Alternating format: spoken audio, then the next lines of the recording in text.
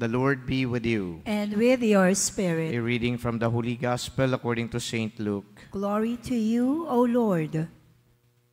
Jesus said to his disciples, "Be merciful, just as your Father is merciful. Stop judging, and you will not be judged. Stop condemning, and you will not be condemned. Forgive, and you will be forgiven. Give, and gifts will be given to you. A good measure, packed together, shaken down, and overflowing, will be poured into your lap. For the measure with which you measure will in return be measured out to you."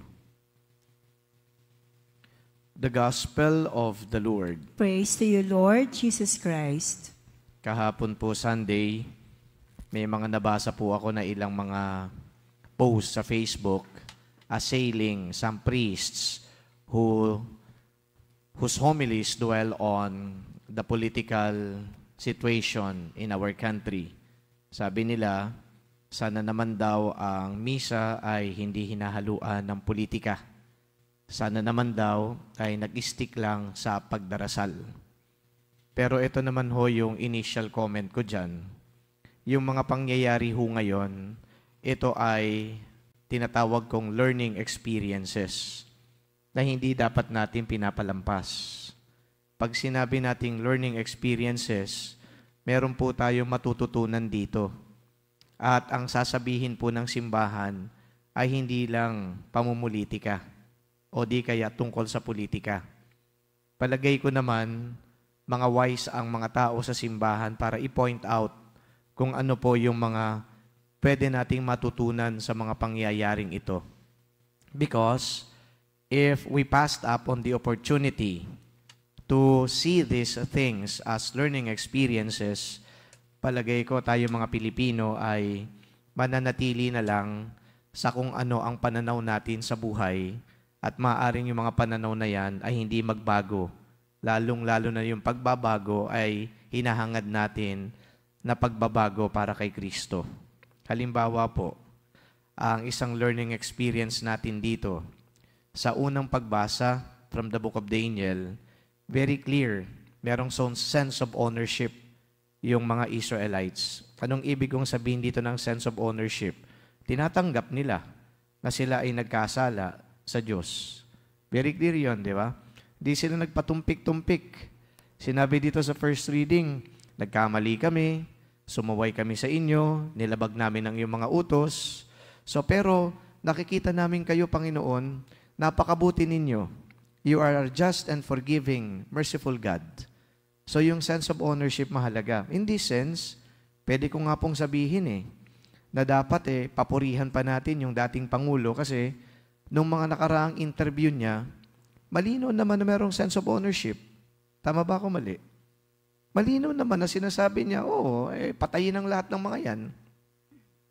Oo, may pinatay ako na ilang mga kriminal. May sense of ownership. Ang pagkakamali lang siguro dito, merong sense of ownership pero parang walang remorse. Magkaiba po kasi yung tinatanggap mo na nagkamali ka, nagkasala ka, pero parang wala kang pagsisisi sa nagawa mong pagkakasala. Palagay ko dun sa first reading, very clear, na may pagtanggap sila, pero nagsisisi sila sa ginawa nilang pagkakasala laban sa Diyos. So ngayon, di ba, learning experience yan? Hindi po yan iniimbento ng pari o ng simbahan. Hindi puro para makapagkomento lang sa politika. Hindi po yun. Sabi ko, hindi natin palalagpasin yan dahil, unang-una, yung taong pinag-uusapan natin dito, kilalang tao. Pangalawa, yung mga pinagagagawa niya, nakikita ng lahat ng tao. Hindi ba pwede na ang simbahan ay kunin ang pagkakataon na to para makapagturo? So yun, ang katuruan natin dito, let's have a sense of ownership and then let's have remorse. Very clear yan. Tanggapin natin na nagkamali tayo, pagsisihan natin yung ating pagkakamali. Dito sa nakikita natin, may pagtanggap, ulitin ko, pero parang walang pagsisisi, parang proud pa. Paano tayo patatawarin ng Diyos dito? Kung parang proud ka pa sa ginawa mong pagkakamali at pagkakasala. This is not to condemn other people. I am not condemning the ex-president, but I'm just pointing out some learning experiences na hango mismo sa salita ng Diyos. Sa gospel naman, yung last part, for the measure with which you measure will in turn be measured out to you. Anong ibig sabihin? Sinukat mo yung ibang tao. Hinusgahan mo yung ibang tao. Ngayon, tila baga, yung ginawa mo sa ibang tao, ginagawa din sa'yo. Kaya nga, yung kampo ng dating Pangulo, nung ginagawa, walang due process. Di ba nung una naman, wala namang due process yung mga pinagpapatay? Tama ba ako mali? Malinaw naman yung walang due process. Sabihin man natin sila na sila ay addict, sabihin man natin sila ay mga kriminal, pero kaya nga po tayo may husgado, meron tayong hustisya, kasi dapat dumaan sila doon sa ganung proseso. Wala na hong due process yun kasi meron nga hong kakwentuhan kanina sa meeting ko. Sabi niya, doon sa lugar namin, meron nag-CCR lang. Tapos, tinanong lang. Hindi nga tinanong, tinawag lang yung pangalan, binanggit yung pangalan. So, nag-CCR na sa loob ng palikuran. Nung binanggit yung pangalan, na andyan ka ba? Sumagot naman yung nag-CCR. Ibig sabihin, validated na ando dun nga. So, pinaputukan, binaril, patay. Yung pala, nagkataon na kapangalan lang. Halimbawa, sabi na, Jerome, andyan ka ba? Oo, bakit ba? Bang, bang, bang, patay. Pero hindi pala yung Jerome na hinahanap nila. Nasaan yung due process doon? See, you see the point? So, sabi dito ng ating Panginoon na hindi mo dapat, pag ginamit mo tong panukat, baka yan din ang gamitin na panukat sa iyo.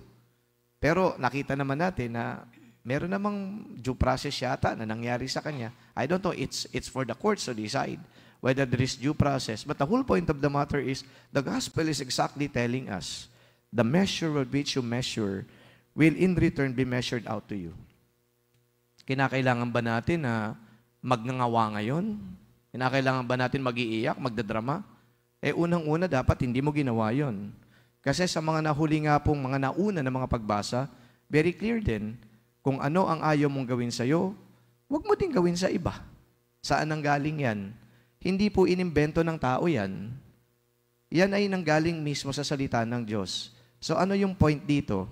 Ang salita ng Diyos, lumalapat yan, naa-apply yan sa iba't ibang larangan o aspeto ng ating buhay.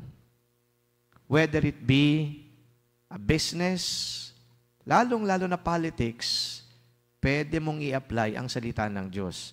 Kasi yung salita ng Diyos, hindi lang yan applicable para sa atin na mga nagsisimba. The Word of God is applicable to all. It applies to all. Kaya nga ang panawagan natin dito lagi na sumunod tayo sa kalooban ng Diyos, sundin natin ang mga utos ng Diyos para hindi tayo napapahamak. Where does that come from? It is from the Lord. It is from the Gospels. It is from the Scriptures. Kahapon, kung nagsimba kayo, anong sabi ng Diyos sa kanyang anak? This is my beloved Son. Listen to Him. And now tell me, pamumuliti ka ba yung ginagawa ng simbahan? Kung nag-e-explain at nagtuturo, bakit ginagawa ito ng simbahan? Dalawang tanong yon. Pamumuliti ka ba? Hindi. Bakit ginagawa ito ng simbahan? Para tayo ay magabayan. Para hindi na natin gagawin yung mga nagawa na nila. Kasi nasa huli pagsisisi. The way I'm looking at it now, yung kampo ng dating Pangulo, parang wala talagang pagsisisi. Talagang ando doon pa rin. Yung tapang, yung lakas ng loob, yung angas, yung yabang, ando doon pa rin. Let the courts decide. But then, on our part, let these be learning experiences for us.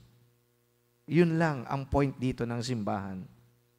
Tayo ay ginagabayan ng simbahan. Tayo ay tinuturuan para nang sa gayon, hindi natin pamamarisan yung ganitong mga gawain. Kapag nanahimik lang dito ang simbahan, opportunity na to para makapagturo. Nako, the church ceases to be the moral guardian of society. Hindi po ito ang dapat na ginagawa ng simbahan na manahimik lang. Dapat ang simbahan, kapag nakakita ng pagkakataon, puntuhan niya kagad para makapagturo, para magabayan ang taong bayan. You look at the prophets, for example. Anong ginagawa ng mga propeta? Ang ginagawa ng mga propeta, pupunta sa mga tao. Anong gagawin nila doon? Nagpapahayag ng salita ng Diyos. Tinuturuan ng salita ng Diyos. Meron nga po mga propeta ng tawag prophets of social justice. Bakit? Yung mga mensahe nila, pagtuligsa sa mga injustice na nakikita sa lipunan. At bakit tinutuligsa? Para hindi na pamarisan. Para ang mga tao ay gagawa ng mga bagay-bagay reflective of what justice is all about. Give to them what is due to them. So my dear friends, brothers and sisters, I think it's unfair for people to just simply accuse the church of what? Politicking, pakikisawsaw. Hindi po yun. Ulit-ulitin ko yan. Teaching opportunity, learning experience. So, unahan ko na kayo. I was invited by Malacanang tomorrow for an interview. And we're going to talk about human rights. The CBCP told the reporters at Malacanang to call me. So, I will be there. O bakit tinatawag? Hindi para makisawsaw na naman. Hindi para sabihin natin na pro-BBM kami, o anti-Duterte kami, pro-Duterte. Hindi. Para lang makuha yung pananaw ng simbahan. Ano ba ang pwedeng matutunan sa mga pangyayaring ito? Let's put it this way. The church is neutral in a sense that he doesn't side with BBM, she doesn't side with Duterte. The church sides with the people. So that the people, through the church, may learn something. And, panghuli, kung nagsasalita ang simbahan, tandaan ninyo, hindi po imbento ng simbahan yan. Katulad ng binanggit ko, hango sa salita ng Diyos ang learning experiences na naibahagi ko sa inyo. Not my invention, from the first reading and from the gospel. Please reflect on that. Amen.